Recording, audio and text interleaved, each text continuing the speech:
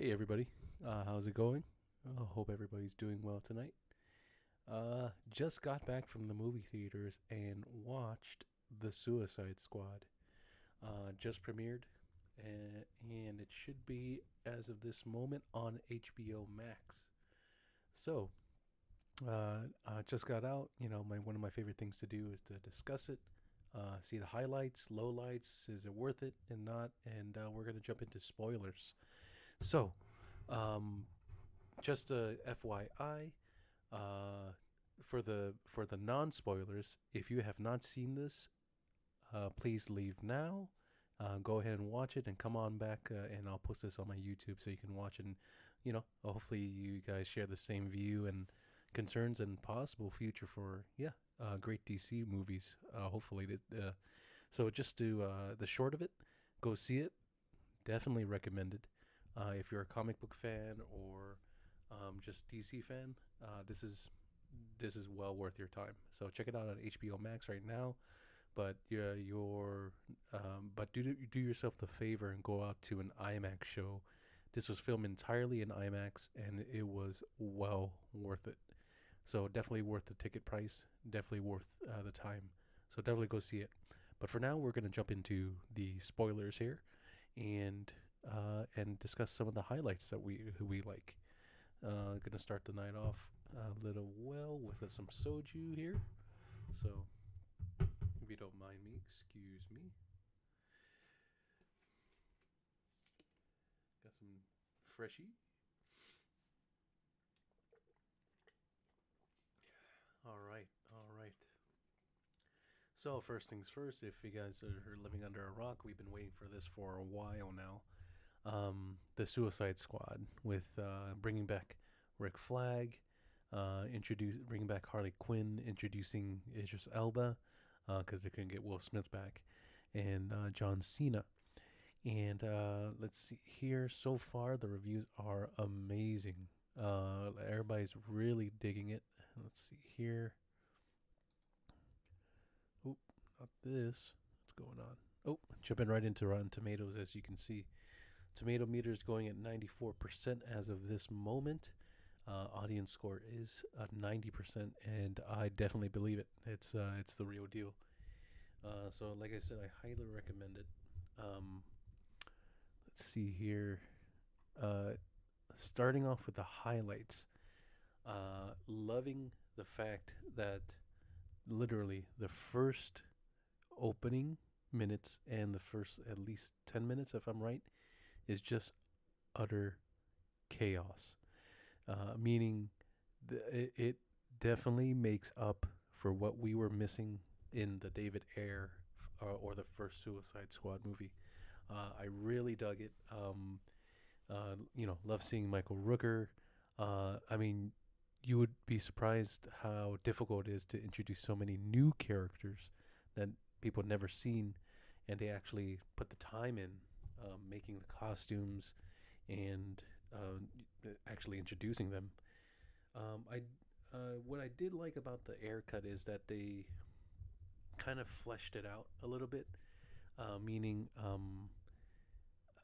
his format would have fit perfectly for a TV series, because you got little origin backstory here and there. This one, they totally skipped that. Like they wove it in really well by dropping exposition lines here and there. But they jumped right into it, and I think it really benefited the movie. Jumping over to, let's see, Metacritic, we see a 74%, which is just fine. Metacritic kind of favors himself as the more serious, um, you know, um, high high scoring, better critique. But it's believable. I mean, 74 is a really good score as of this moment, and I'm sure more people, when they see it, I think they will agree, and it will be increased, maybe finalizing at maybe 82, which is not bad. Um,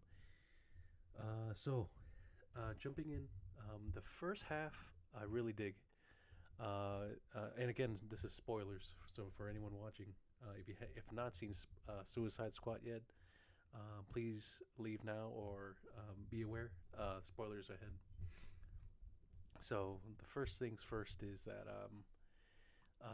like I said, the first 10 minutes is utter chaos, and it's amazing.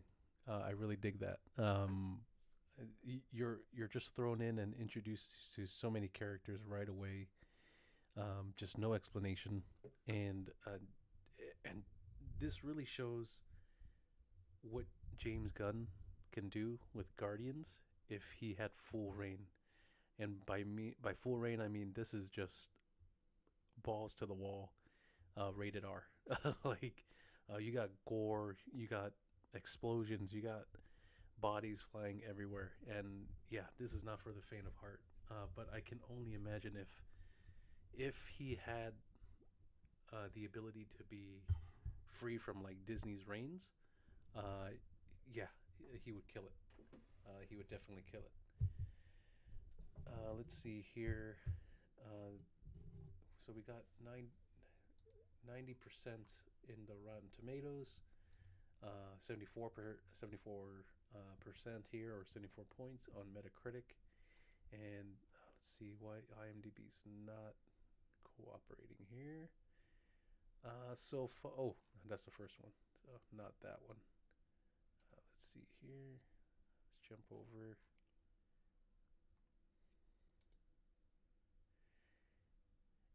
See, at 7.9 already, and that is amazing, especially for IMDb. Um, for a masterful return of everybody's favorite Harley Quinn, and Margot Robbie's Harley Quinn. She played it perfectly. But starting off, the first opening is amazing. It really makes up for the last movie. Um, and it just introduces everybody well. I love the fact that uh, your perception of who's gonna survive and who's gonna continue thrown out the window. Like nobody would have ever guessed who gets cut or who dies. It will shock you. It will really hit you hard. Um, it reminded me of, for anyone playing March Madness or NCAA, like, or placing your bets, or who's running a Deadpool. Very rare. I think no one's gonna get it right on the first go, because like I said, instantaneously, the first opening scene, I guarantee you, 90% of people's bracket will will will end, and not yeah, uh, they won't get it right at all. They won't hit the right deaths. Um, love the costumes. Love how they introduced the battle suits for Margot Robbie's like war suit. Let's see here. What other characters were there? I loved Captain Boomerang coming back. Pete Davidson gets a lot of shit, but he did well for his 5 minutes of screen time. So just well enough. Um, I love the introduction of the IT crew, or the Task Force X, the government crew that works for Waller.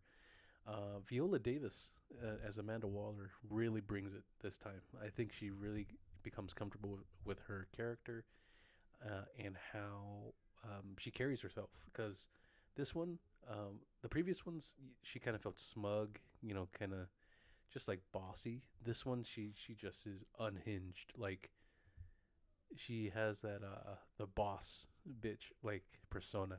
Like you do not want to cross her or mess with her. So that's amazing. Rick Flag is back. He really shines in this one. Definitely and I'm glad they brought him back.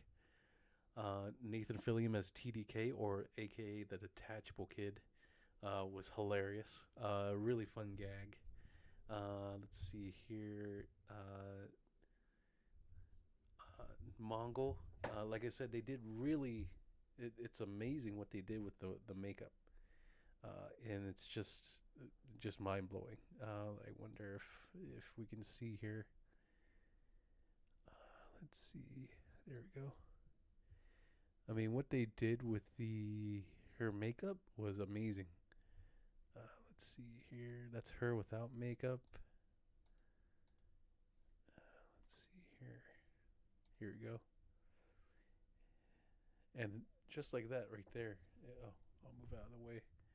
Right there, like her makeup is just wow. Um, just crazy. Just on point. Like in the comics. Let's see. We got um, Flula Borg as the Javelin, if I remember correctly. Like I said, they stand out so well. They put so much work into them that you don't expect them to, yeah, to eat it, like to die. And but it really defines what we came for, which was the Suicide Squad, and like um,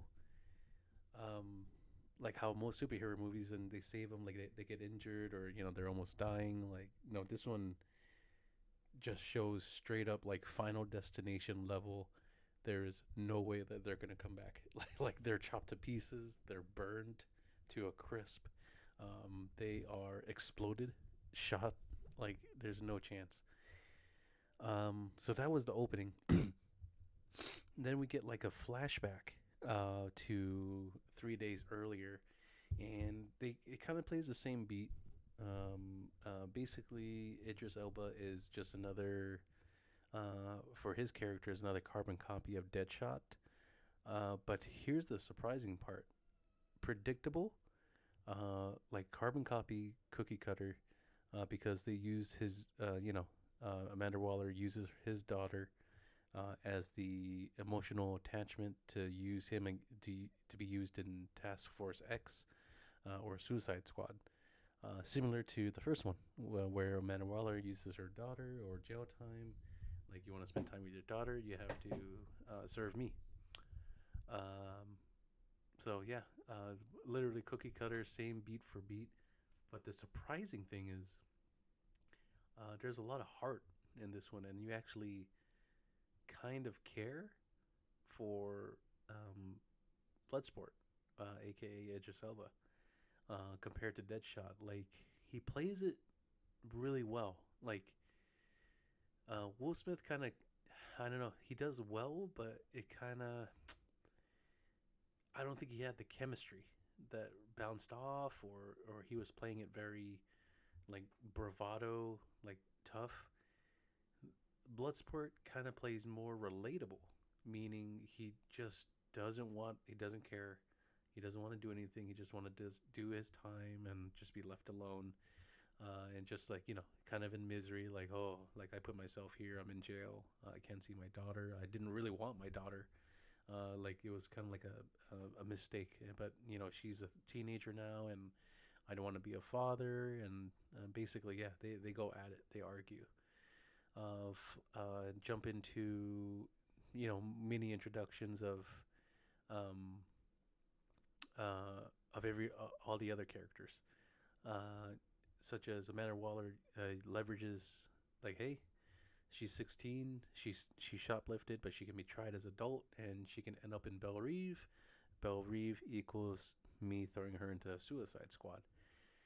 So that makes Idris Elba mad and agree to be the leader of Team Bravo or Team B of the Suicide Squad. Because Team A, as we saw in the opening, got destroyed. But then I love how they zoomed out, sent their focus to Team B, which is the main squad that we ride along with this movie. So after that, she makes him the leader. We get a mini introduction of John Cena's character, Peacemaker, and right off the bat, he has that charisma, just bouncing off like, hey, I'm the big gun here, but like it's just a great joke and a classic superhero joke that like, hey, this is Peacemaker. His father's was abusive to him, but he's the best at what he does. He's a good killer. Um, so, so we get an introduction to him. We get an introduction to Polka Dot Man, played by David Dastmalchian. We get an introduction to Pete Davidson's character, Weasel, King Shark, which is basically Groot, like for DC.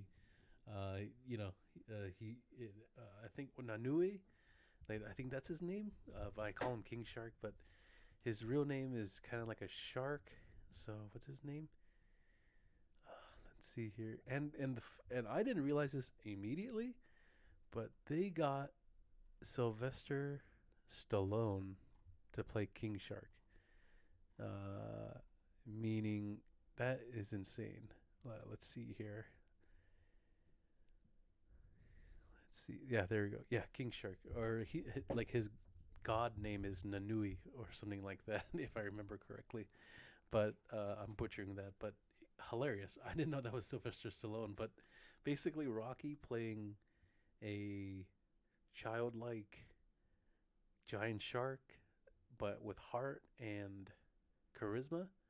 Uh, and like I said, good job to the CGI crew because you really feel his eyes and really see the kind of emotion that he's just innocent, but unfortunately he's in a shark body, so and he's hungry. So that was amazing. Um, then we jump into yeah, little introductions, literally like a presentation. We got the team.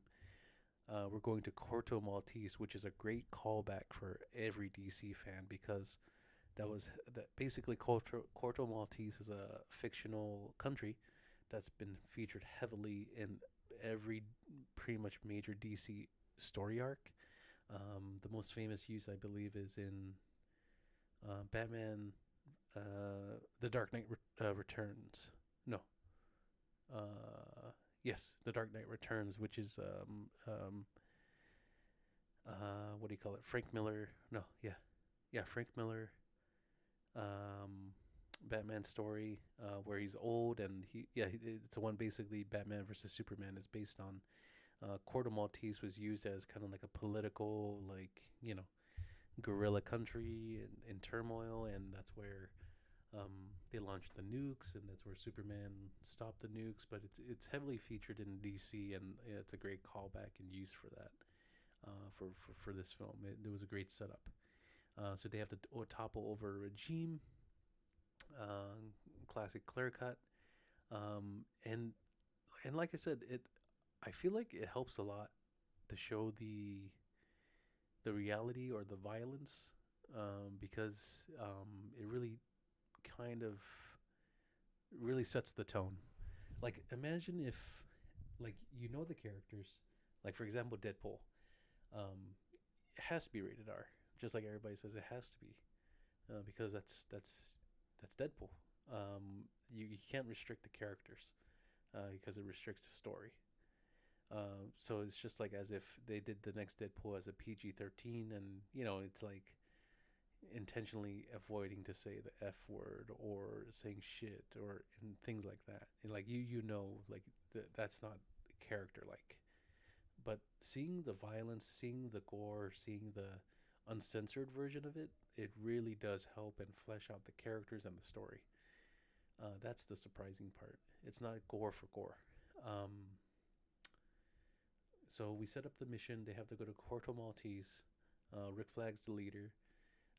Then we flash forward into time again because we flashed back. Now they're on the island. Team A gets destroyed, which is Captain Boomerang is dead. Mongo's dead. Pete Davidson's dead. Savant, which is Michael Rooker's dead. Weasel drowns.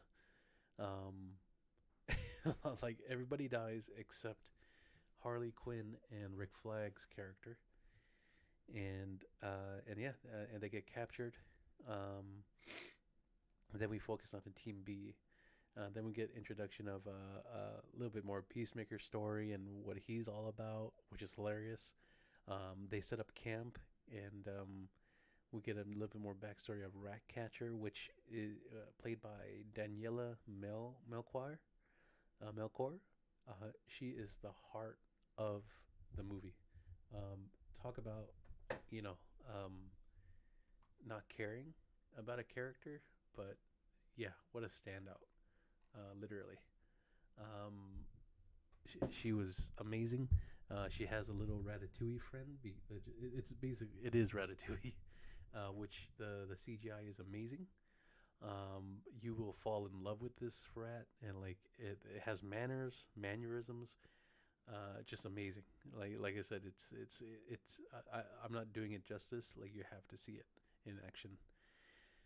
So we get a little introduction, a little backstory here and there with a cameo from Taika Waititi playing Ratcatcher's father. Um, and then and then then all of a sudden we find out that Bloodsport, Idris Elba's character, has a rat phobia. So he doesn't like that. Um, and it shows up another funny bit because they made camp. They were sleeping. They wake up and then yeah, we see John Cena just full on in tidy whities. There's some great jokes in there, such as it just Elba like, "What the fuck are you doing? Like you're in tidy whities." And then John Cena replies, "Oh, that's racist." And it got a really big laugh in the theater, which is hilarious. And then we focus. So they go to camp. We get a little bit exposition here and there. Um, Fast forward to the next day. They find Flag. Flag is in a guerrilla camp. So Waller tells them go rescue him. Then we transition over to Harley Quinn that was captured. Turns out the dictator, or the current president, wants to marry her, or wine and dine her, and they do. It has this amazing montage, kind of throwback to old Hollywood of them going on dates, looking at each other, dancing, and basically falling in love like the typical rom com, which is amazing. And and then um, Harley's just a flutter, like in love with the guy. He asks her to marry her. She hesitates to say yes, while the exposition of the villain, he's talking about his plan. All of a sudden, huge shot, bam! Like Harley kills him, and yeah, she has a good reason. She said that she has a bad tendency of attracting guys, and if she sees a red flag, she needs to break it off. And the villain describing his plan and killing children, yeah, that was a big red flag. So she kills him off right away. Then we transition back to the excellent scene, one of my favorite scenes of basically Idris Elba, the current Squad Team B, rescuing Rick Flag, where they go to the guerrilla camp, and basically it's a. I wish it was more of the whole movie, but what a highlight is it! Basically, we get a pure 10 minutes of a giant dick measuring contest between Idris Elba and John Cena. A dick measuring contest in the terms of kills and the creativity of the kills. First off, we see like a stealth kill, like by Idris Elba with some arrows. But then we see Peacemaker trying to one up him with like machete attacks, axe throws. Um, then Idris Elba busts out a yo-yo. Then and it's hilarious seeing John Cena's giant body like being so agile like a ninja. And then he busts out a tiny, like, imagine how big John Cena is, and he's using literally a straw, like the tiniest blow dart gun. He's reloading it, killing like guerrilla soldiers left and right with a blow dart. Then Idris Elba steps it up by burning someone alive, like using a flamethrower. And then it's just amazing. Like, and it's just like, how can you top each kill? They do it, and it's just like I said, I'm not doing it justice, but it was hilarious, and it shows the dynamic and chemistry of bouncing off of the team members and the different personalities. Turns out the ultimate joke is they find Rick Flag all well, and taken care of, and hey, these are my new friends. And then we meet Alice Braga, which is the guerrilla leader, and she's like, "Wait, why wasn't I alerted? Like, where is everybody?" And then it's just a great joke of like, just what are you talking about? There's nobody, you know. But they killed everybody. which is just hilarious. Um, so we finally get that. So we finally get the team back together. But now they find out Harley's captured. So then the next, fast forward to the next day, they have to um, gather up a plan to save Harley. Harley, like I said, breaks out of prison and starts killing. Going on a beautiful rampage, which is an amazing sequence. Just really killing it. Just jumping, great acrobatics. Like I said, the fight choreography for this time for Harley, really really well done. I feel like they fleshed out the fight scenes from Birds of Prey with the baseball bat, but into this one, like it really is like ultimate Harley. And Margot Robbie's really killing it. She's doing an amazing job. Let's see here. Of course, she saves herself. The team arrives, and you might see that trailer. Like, no, we came here to save you. Like, oh, how sweet. Like, do you want me to go back? Like, no, it's fine. So we get that. Um, let's see what else.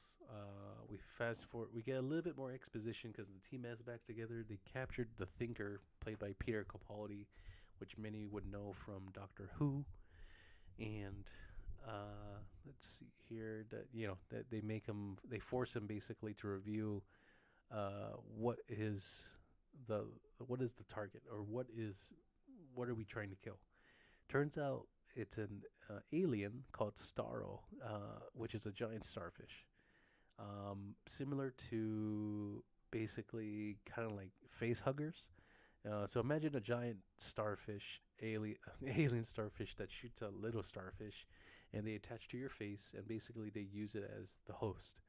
Unfortunately, whoever has been attached to it, it looks like um, they do not survive. They're basically corpses, and they're basically extensions of the giant starfish, and it feels pain. So it's like a symbiote, basically, kind of like a venom situation. So we see that it explains it more, and it turns out it's a government cover up, and that's why Waller wants to wash the hands or destroy all the evidence that the U.S. had any involvement, because it was NASA or the U.S. that found Starro and brought it back. Let's see here. What else is there? So it turns out, yeah, like the Suicide Squad finds out, and they turn on Waller, and they're trying to figure out how to escape now. But then, spoilers, again, spoilers if you have not watched this. Turns out that was Peacemaker's mission all along, and he was a double agent, or the twist, to basically be the fallback, to kill any member or achieve his goal, to get the hard drive, get the evidence, and bring it back to Waller so it could be destroyed. And so then we get this amazing action sequence, which really reminded me of a little bit of The Raid, or just really well choreographed, like from John Wick, between Rick Flag and Peacemaker. And like I said, it's really crazy because the chemistry between Rick Flag and Peacemaker was amazing. Because they became friends, or you really like Peacemaker, but then turns out this fight, he's kind of an a-hole. So sadly, he kills Rick Flag, so Rick Flag is dead. Another highlight, of course, I forgot, Polka Dot Man. Polka Dot Man basically manifests his mother, which he hates, has a huge regard for hating her, and basically that's how he kills. He imagines his mother, and it's amazing what they did. Is basically every time he wants to kill, he, instead of the enemy, what we see is the enemy, but what he sees is his mother. So every time they focus on him, they superimpose his mother's face, or the mother's the actress who plays his mother, onto the body and to the face of each soldier or person that's on screen, and that's how he gets the bravery to kill.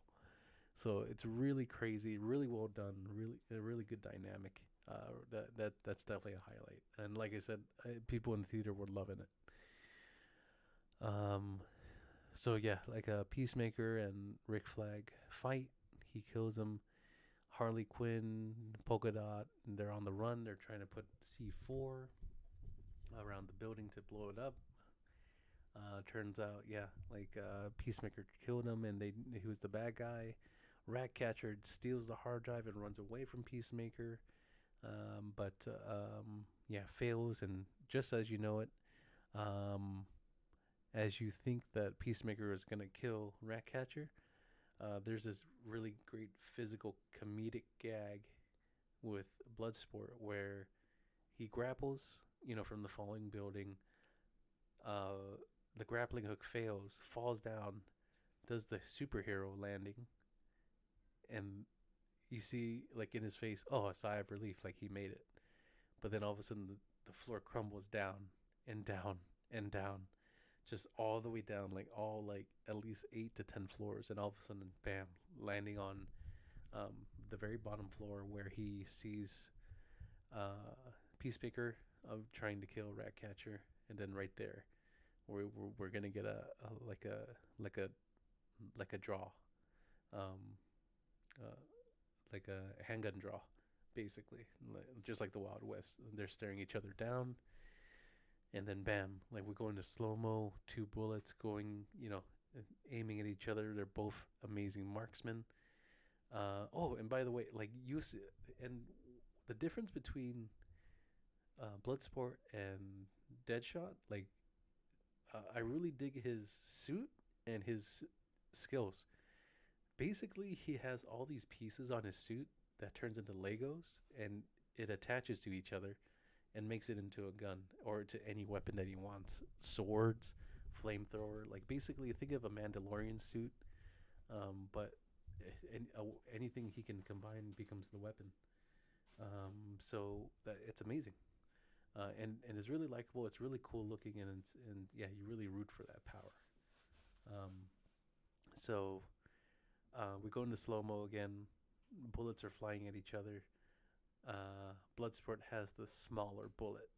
It goes into the bullseye of Peacemaker's giant bullet. Goes through, bam, gets him in the throat. Peacemaker's like, fuck, just dies. Um, and then yeah, he saves Ratcatcher. But then that solves the team issue. But then the bigger issue, Starro, the giant starfish, escapes, and now destroying the town, basically, taking over Corto Maltese. And Waller tells the team, don't worry about it, fuck off, just leave, you know. And then of course, the typical, just like in the first Suicide Squad, they get a change of heart, and like, you know what? Yeah, well, we got to leave. We can't do this. We have to save them. So they all become badasses. Harley Quinn, Ratcatcher, King Shark, Idris Elba, become the essential Suicide Squad, and the third act really pulls it together.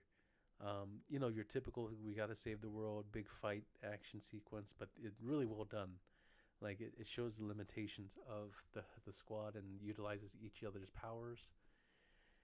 Um, uh, you know, uh, as you think they're surviving, they're killing it. Like they still have to shock us. So Polka Dot Man does an amazing attack on Starro, disintegrating the starfish's legs.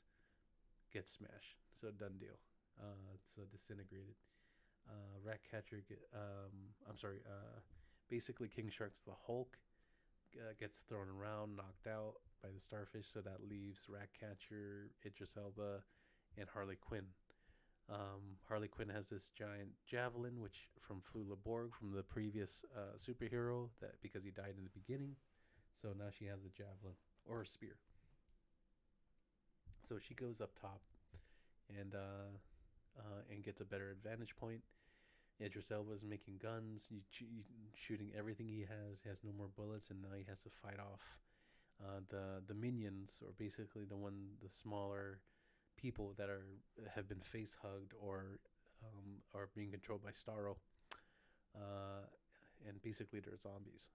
Then all of a sudden we get the heart of the movie, Ratcatcher, calling the wave of rats, and it was a beautiful sequence because literally, like, it, the way they CGI'd it or the generated it, it was a wave of rats. It was impressive, and it overwhelmed Starro, and which gives leverage to Harley Quinn to do a javelin like jump into the eye. Beautiful sequence because once she goes into the eye, that gives access for the rats. Then you see this amazing, beautiful slow motion of Harley Quinn floating in the water, which is the eye of the Starro, and and then the rats get in and they eat Starro from the inside out, which essentially kills Starro and saves the world. Um, Fast forward to uh, remember the hard drive. Idris Elba uses the hard drive or the evidence against Waller and basically gets a free ticket, free get out of jail free card, and has Ratcatcher himself and Harley Quinn pardoned, scot free. Uh, and then that leads into him reconnecting with his daughter.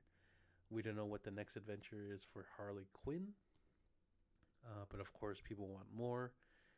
But judging by how well received this is, it would be idiotic if DC didn't at least offer James Gunn like do whatever you want. If he wants to do another one, absolutely. If he doesn't, he literally has made one of the best DC movies in the entire DC cinematic universe. And just like how he did with Guardians, like D level, like nobody knew about Guardians, nobody read about Guardians. It wasn't even popular or on people's radar. Same thing with all these D-list characters or side characters. Who would have known? Um, to make an amazing DC movie without a cameo or mention of Batman, Superman, Wonder Woman, or the Flash. Like the without mentioning the staples, like that is amazing. Really well done, really well crafted, well worth it. I can't. I saw it in the theater. Do yourself a favor, since this was filmed in IMAX. The quality is amazing. I would definitely pick this up when it comes onto 4K Blu-ray because the colors are vibrant. The quality is insane for the close-ups sometimes, and the shots are amazing, amazingly well crafted. Um, but if you don't want to go to the theater for the safety reasons, because obviously cases are going back up for safety, if you have HBO Max, well worth it. I think you will have a blast, a good time. I think the main takeaway is that you will be shocked, as in like, whoa, I did not expect that at all. Like literally, like you think but then he hits you with a twist. You're like, oh wow, well that's very surprising. And I think that's the thing. Like we're so well groomed with the superhero movies that we know what to expect. James Gunn flips it. He gives it to us the same food or the same details, but it feels new again. Like I said, I don't think I'm explaining it well, but it feels new again, familiar but new. So I highly recommend it. Definitely check it out, guys. The reviews are real. The reviews are real. I think people are really enjoying it. People had a blast in the theater, laugh out loud, clapping, uh, and it's just like you would never know. Like it was just an amazing experience, and I'm glad it was. It's one of the movies that brings you back. Um, be aware that there's two end credit scenes. One mid credit scene, which we see right away after maybe a couple of 3 minutes after the end of the movie, and then of course one at the very end. But to spoil it for you, um, like I said in the beginning, we thought Weasel couldn't swim, and they dropped him off. They did an airdrop into the ocean. He drowns. Turns out, first credit scene is like coughs up water, and he survives. So he's out there in the wild. Second post credit scene is Peacemaker. We he got shot in the throat, bleeding out. Turns out they found him in the rubble, and he's alive. So they are setting up him for his HBO Max show, and yeah, as the underdog is definitely John Cena. He's been like compared to his performance in Fast Nine, which was wooden. He really kills it here. Like he has the charisma, he has the comedic timing, and his character is interesting. And I think, yeah, if given the right tools, he can really knock it out of the park. And it just makes me excited for the Peacemaker show coming up. Let's see what else is there. Really sad to see Rick Flag go, but I hope somehow they bring him back. Let's see a couple reviews here. Let's see if we can jump into Reddit. And again, this is spoilers, by the way, so be careful. Let's see, feature discussion.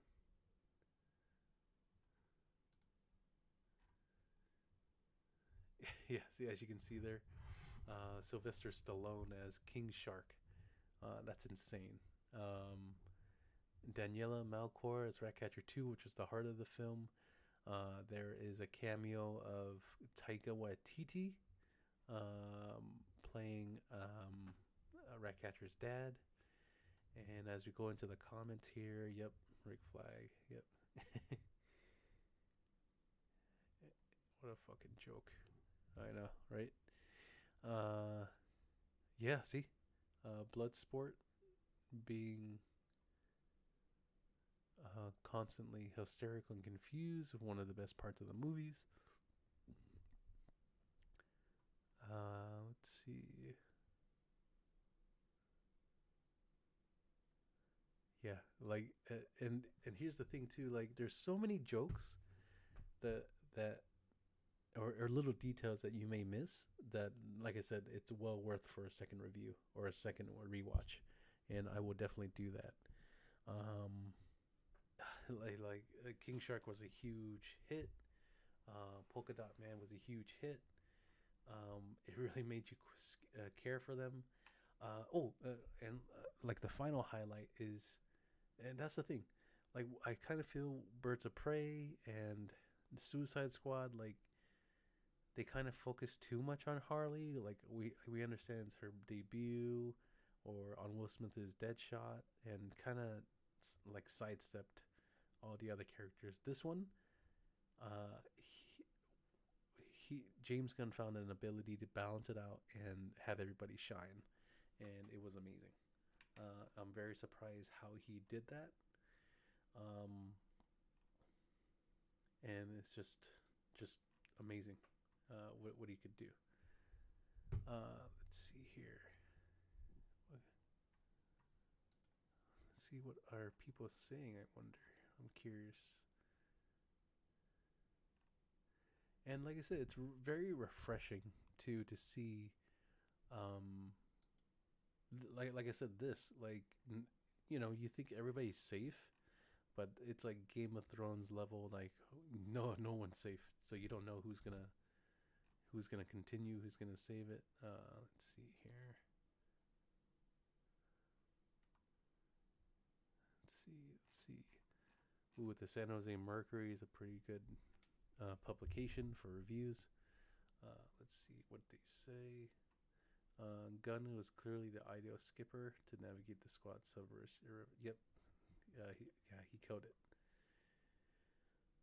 Let's see the Austin Chronicle. So let the squad have fun, and fun they have. Yep. It is, and that's what basically it is. It's just a fun movie. Colorful, fantastic. It's just amazing. Let's see what he's doing next. Like to be honest, like I'm excited that Disney got him back, and he's making Volume 3. But what I really want, and after this, is what we're hoping is he comes back, does Suicide Squad number 2, because yeah, It just really is amazing. Really is good. Really, really well done, James Gunn. Really well done. Let's see what else is there. Yeah, and I think it benefited because Will Smith, um, as good as he is, I don't know. Like it was just, I can't imagine. Um,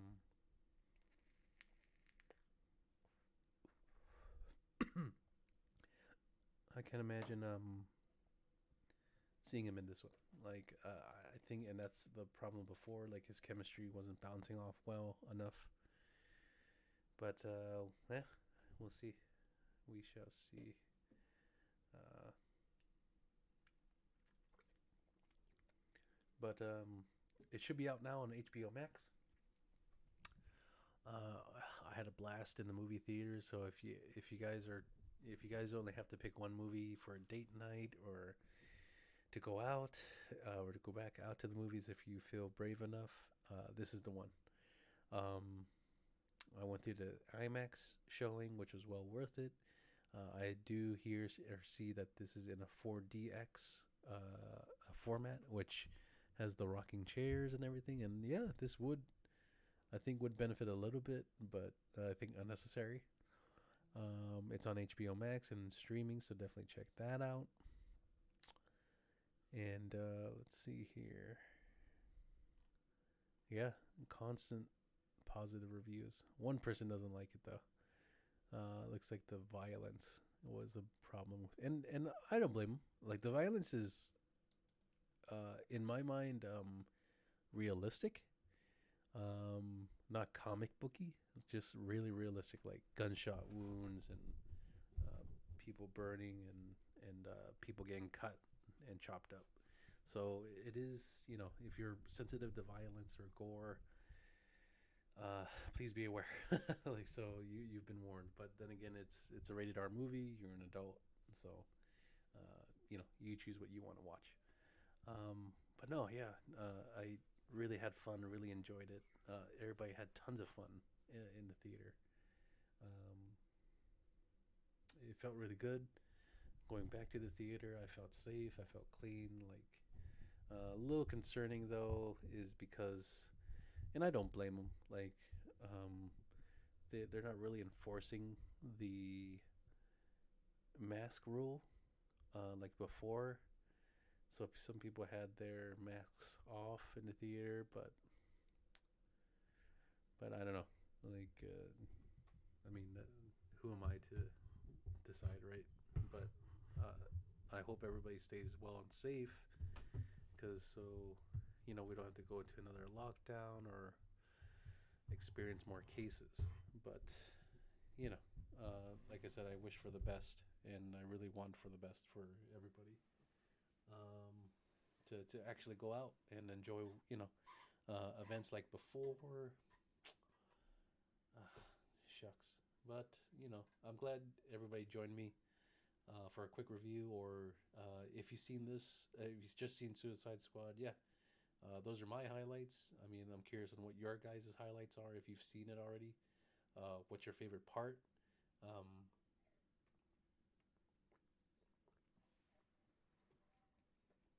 Because, like I said, there's so many details for both non-comic book, non-DC fans, and for DC and for comic fans.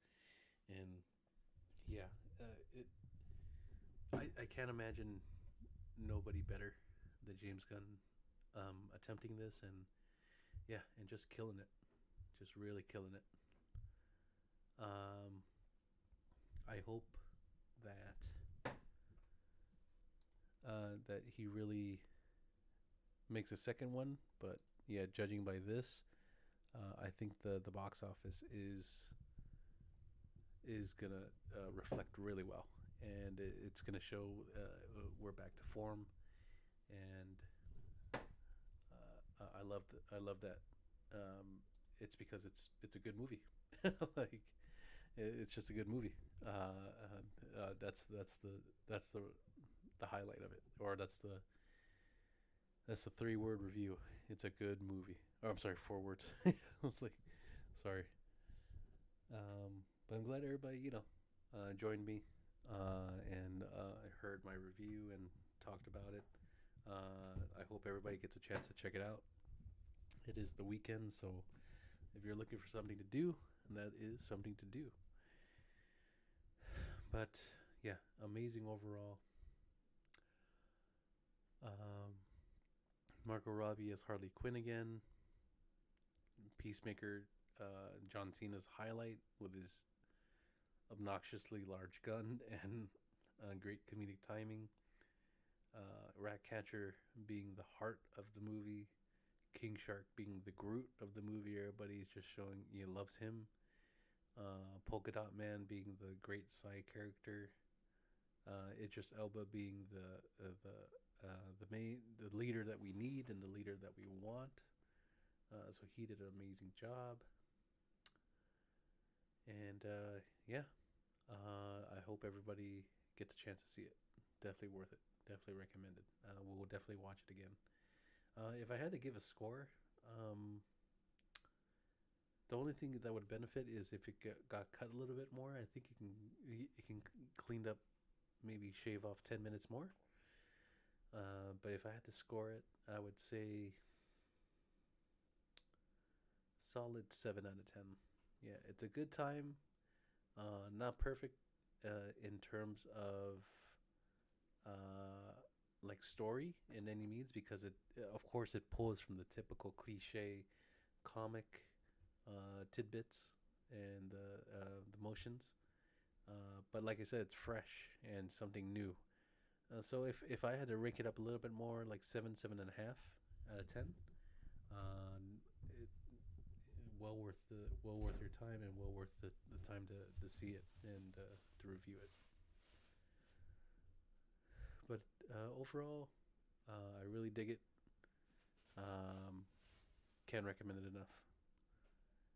So thank you so much, guys, for watching. Really appreciate you tuning in. And yeah, leave a comment, or if to tell me your favorite moments if you guys do enjoy it.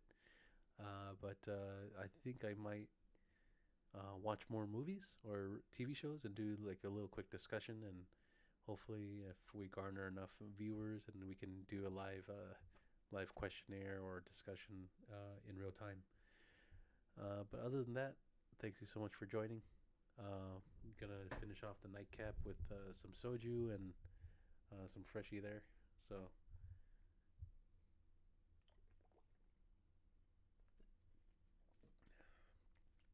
oh, amazing.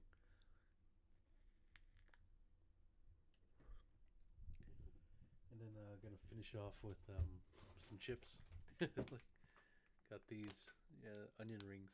I'm really gonna try them. So I'm excited to to try those. I hope they taste good.